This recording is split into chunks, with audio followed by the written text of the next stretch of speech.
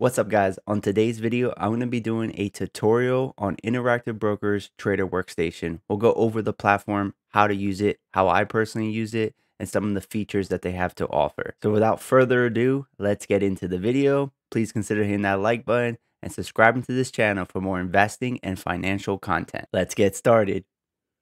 Step number one is you need to open an account with Interactive Brokers.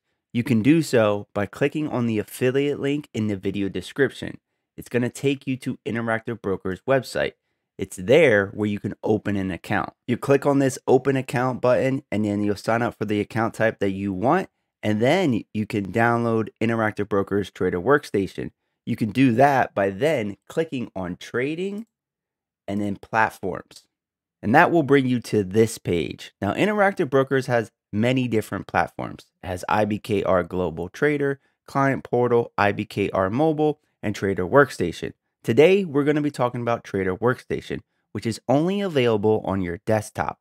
But don't worry, if you enter into a trade in Trader Workstation and you like to close it, modify it, or add to it, you can do so on your mobile device through IBKR Mobile or Global Trader. They're all integrated together. To download Trader Workstation, you're going to click on that Trader Workstation TWS link.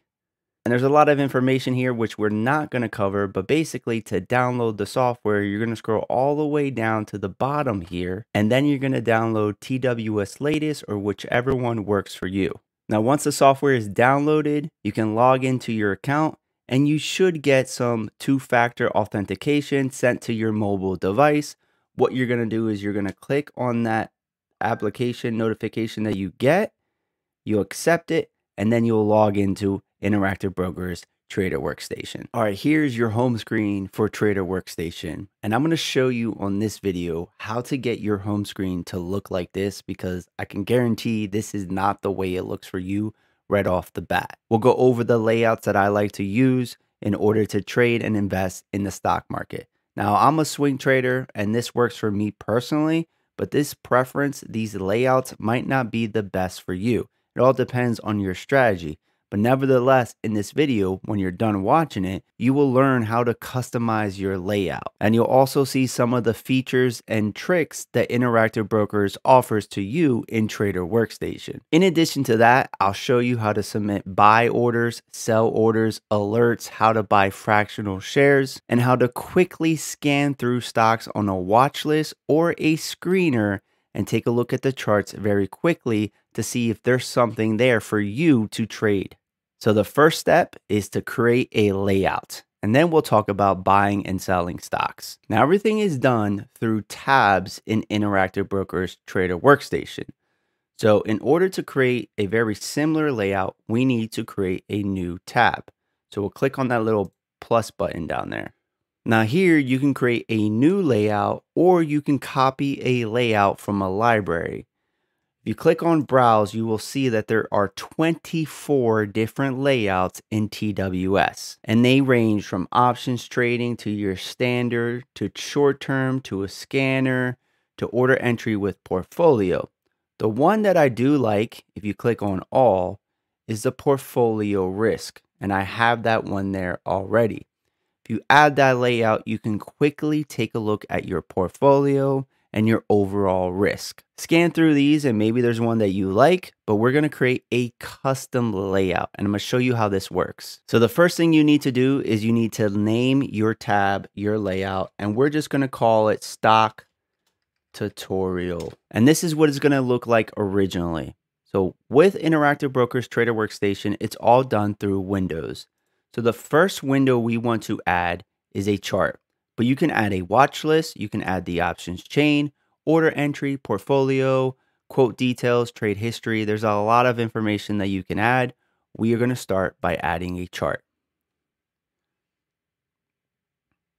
And notice how there are grids. And basically what you can do is you can move this thing and size it as you see fit. And when you are set with your chart, you would lock it.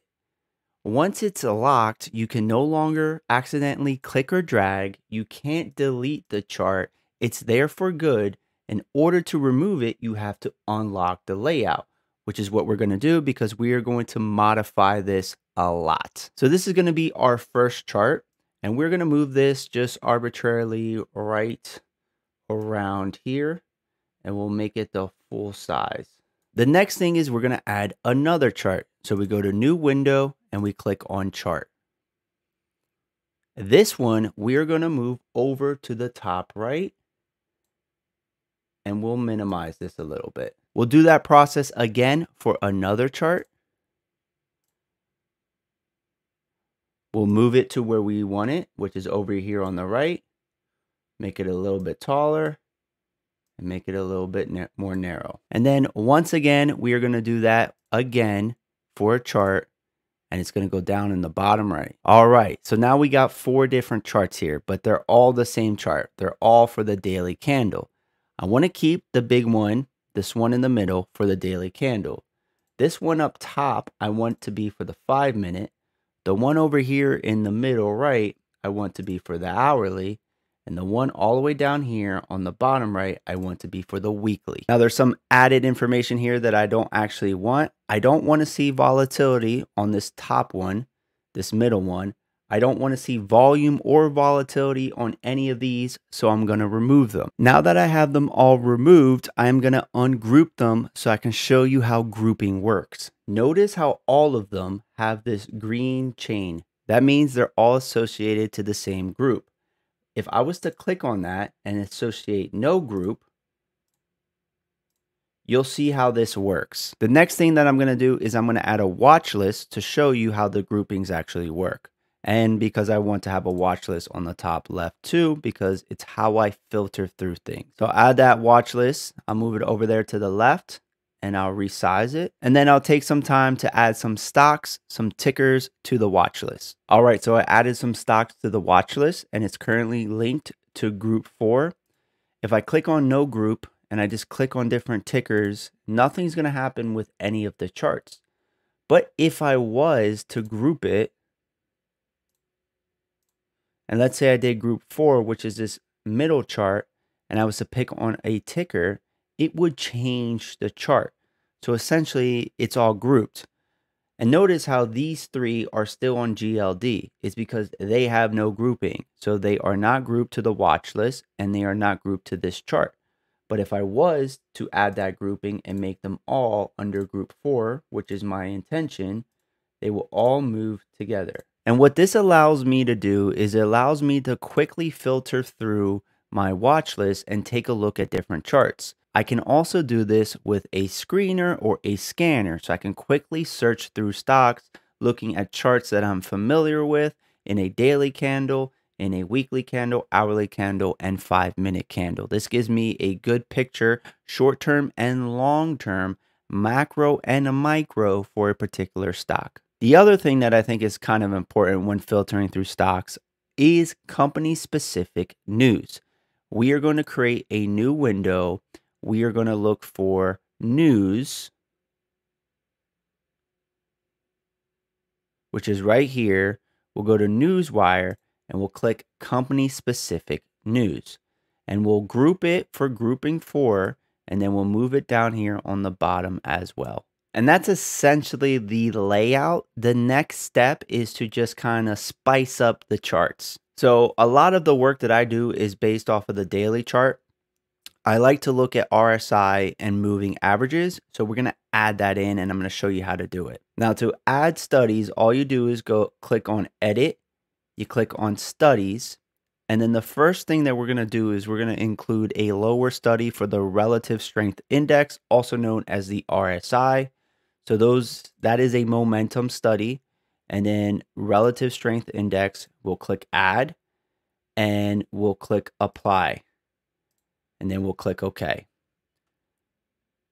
Now, the size of it is a little bit too big for me. I don't need to have all of this space. Basically, all I'm looking at is numbers if it's overbought or oversold on the RSI. So I'll click on that wrench. And then I'm going to adjust the indicator plot height. And it's going to make it, I'm going to make it medium. And I'm going to hit OK. And then apply and then OK.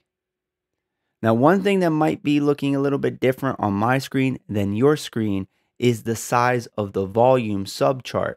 So if you click on edit and chart parameters, and you click on the volume plot height, I have it set to small. You might have it set to large by default. If you want to reduce the size, that's all you do. We'll hit OK. The next thing is I want to add the 200-day moving average, exponential. So we'll click on Edit. We'll go to Studies. We'll go to Moving Averages. We'll go to Moving Average Exponential, if I can find it. Exponential Moving Average. We'll click Add. And I want this to be 200 days. So I'll click on 200. I'll click Apply and OK. And one other thing that I think is good to see for relative strength is I like to compare it to the market, the S&P 500.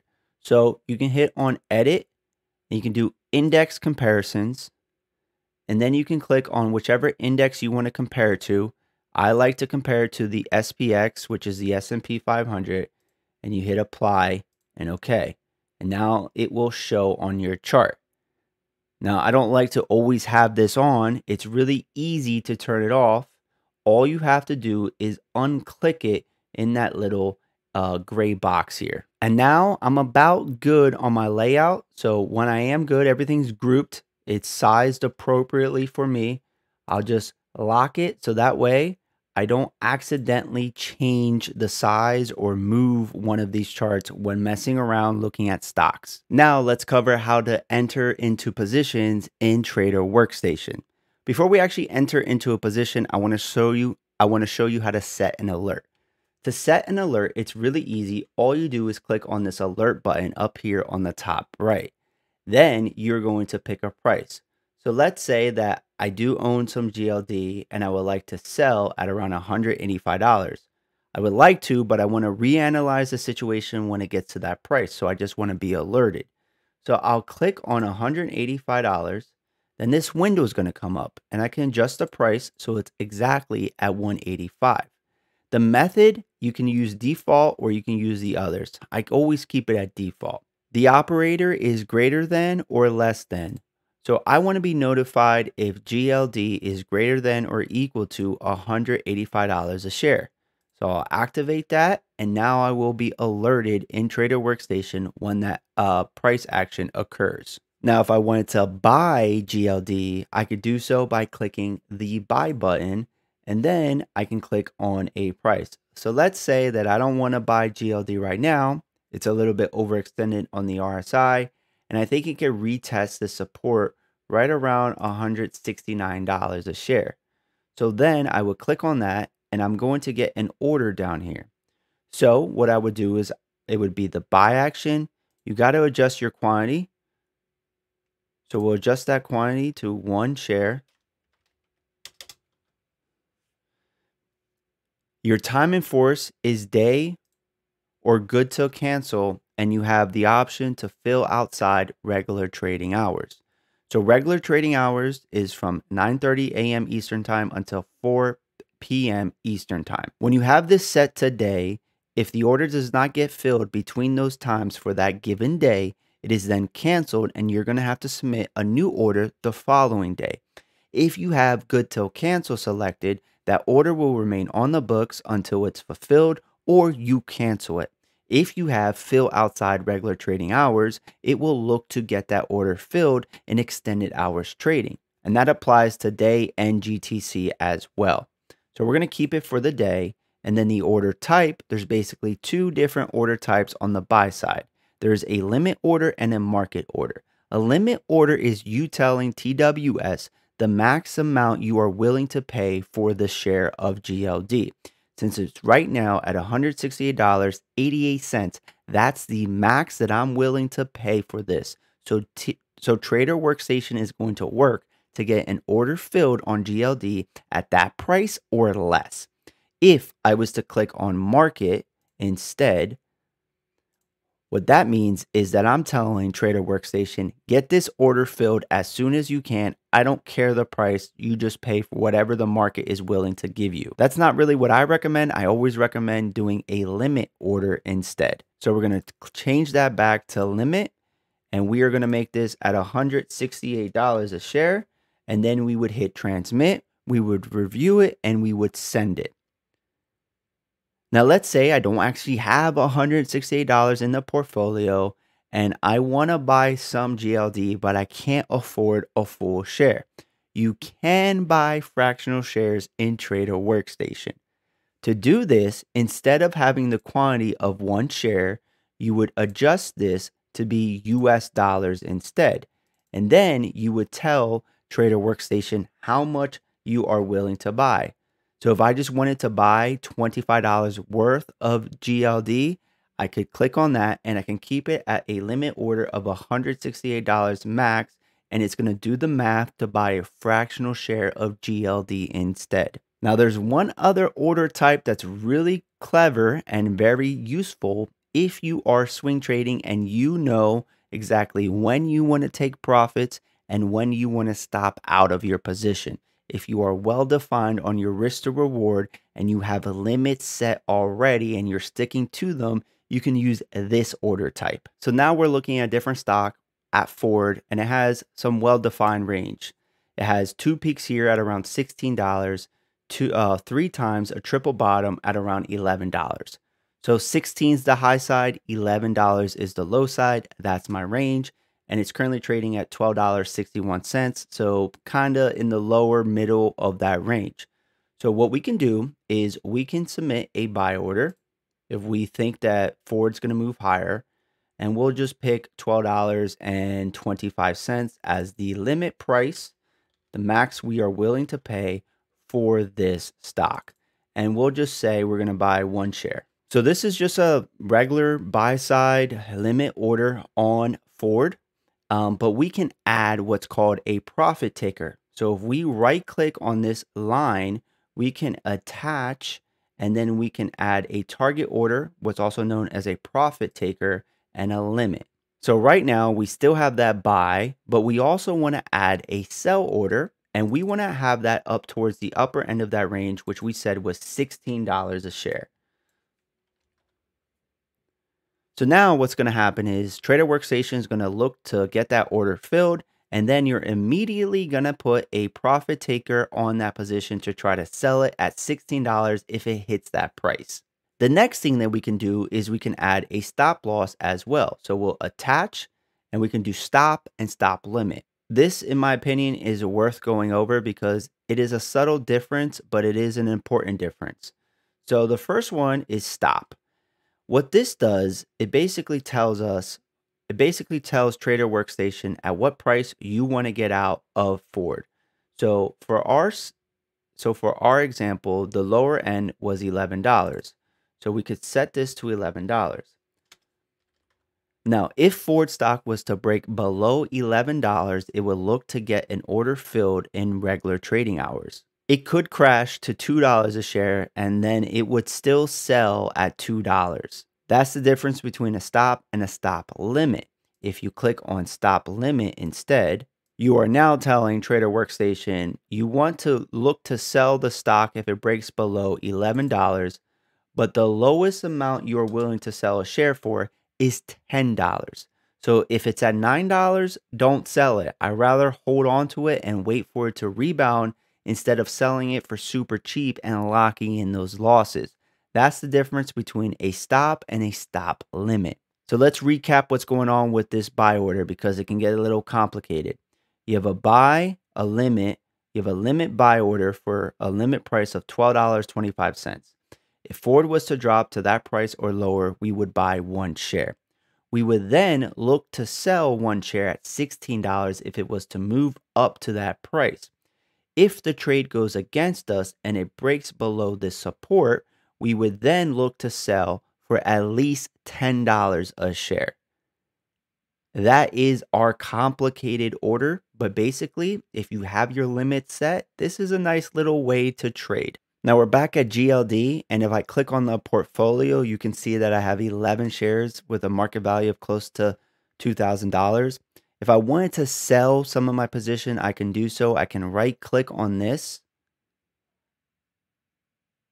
I can hit trade and I can close a selected position, a custom percentage, the whole thing, or I can create an order and sell the amount of shares and basically set my limit price. It's very similar to buying stock, so I'm not going to go into extreme detail, but that's how you can sell stock in Interactive Brokers Trader Workstation. If you wanted to go short a stock, you're just selling a stock that you don't actually own. So you're borrowing a share and then selling it right off the bat. And that's what's considered going short. And that's for more experienced traders because the risk is unlimited when shorting stocks. Now, in this video, I'm not going to show you how to dive into options. I will keep that for a dedicated separate video. Yes, you can trade options in Trader Workstation. We'll go over that process. If you would like to know how to do that, if you would like a tutorial on trading options, then stay tuned. The next thing that I'm going to talk about is how to scan for stocks. I'm not going to go into extreme detail on different types of scanners and the scanners I use, but I want to show you how to load up scanners and how to group it so that you can quickly go through it and kind of the process that I use to filter through stocks. I'll create a separate video later down the road on how to create different types of screeners that I think work really well, at least for me and my style of trading, which might be different from yours. So in Interactive Brokers Trader Workstation, what you can do, and it's a default one, is you can create a new layout. You can browse the layout library, and then there is, or there should be, right here on the right, there's a stock scanner layout. You can add that layout and then you can customize it later down the road if you please. But the default layout is good enough. Now I work off of at least 2 screens at any given time, sometimes 3. So what I do is to hit the stock scanner. And what I actually do is I will click on the tab and I will drag it out. And that will create its own window. Now notice how I have my stock scanner, the pop-out window, a separate window, and right now I just have it over my charts. What I like to do is I'll have that on a separate screen and then I'll just be able to take a look at the charts. That way it's a really easy workflow. But right now you can see that this is all grouped to the same grouping. So essentially what I should be able to do is if I click on any one of these given stocks, it is then going to show me the charts on my separate screen. And you can kind of see that here. Like I'm currently on NATI, but if I was to click on YPF, it will then change to the charts for YPF as well. I'm going to see the news here, and I'm going to take a look at the 4 charts and look at what I like to see. You can adjust the filters of the criteria for your screener. I'm not going to show you how to do that in this video or how to create separate ones, but there are some parameters. For instance, this parameter of 52-week high is going to show me stocks that are at their 52-week high. And then if you want to filter through, say, change percent, you would just click on that. And now I can see the ones that are at their 52-week high but had a negative day. So they hit that 52-week high and then they dropped. And you're going to see a lot of them that had positive days, such as NATI, which was up 11.13%. You could also sort through volume or whatever you want. In order to add columns, all you have to do is right-click on a column, and then you would click on Customize Layout. Then you would go to your scanner layout, and you would add columns. For instance, if I was to click on Prices, I can have a column that is strictly for after hours change percentage. I can add that in, hit apply, hit OK, and then I can filter through the stocks that have moved the most in after hours trading. We'll have a separate video going over how some of the scanners that I like to use in Interactive Brokers Trader Workstation, but that's a little bit too time consuming for the purpose of this video. I really just want to show you the capabilities and how to set up a workflow. So we covered a lot in this video, but I can guarantee that I didn't cover everything, and I'm sure you have questions. Interactive Brokers under the help section has customer service, so you can ask questions, and they also have video tutorials. So you can go through these video tutorials to help you navigate through Trader Workstation. And I mean, as you can see here, there are a ton of videos on basically everything that Trader Workstation has to offer. So if you have a question, you could probably go to this video library and you might be able to find your answer. I plan to make some videos on options trading and how to set up screeners, scanners, And I'll probably do one on paper trading as well, because that's a function that Trader Workstation has available to you, which is a great service for those who are trying to learn how to trade in the market, because it's a no risk. You're paper trading, so you're starting to learn how to do it without actually using your own money and losing money to begin with. I started off paper trading. I think everybody should start off paper trading for at least a couple months. What I'm not going to do is I'm not going to make a video on Forex, because I am not a Forex trader. I do not deal with foreign exchange. So that I just don't have experience with. So I'm not going to create tutorials on something that I personally do not do. But outside of that, I thank you so much for your time. That wraps it up for this video. Any questions, comment down below. Feel free to hit that subscribe button and join the community of investors and traders and all of the video content regarding investing and trading in the market that this channel provides. This is We Are Investing, and I'm out. See ya.